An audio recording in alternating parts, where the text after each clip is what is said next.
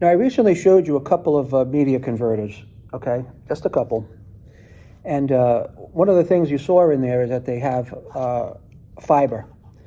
So what I did was I went out and bought real inexpensive SFPs for those media converters. And this here is made by a company called 10G Tech. Right, you can see it right there, 10G Tech. All right.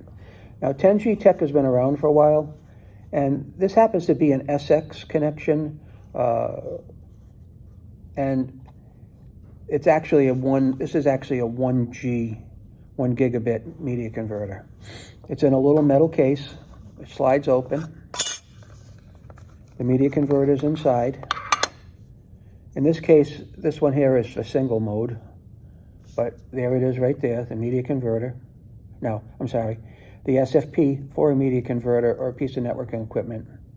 And I will put a link in the description for this. It's pretty simple, but found these to be very valuable, just as maybe some spare parts, or when you're hooking up generic, non-specific type network equipment.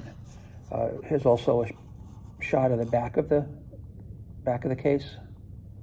But I want to thank you for watching, and have a great day. Bye-bye.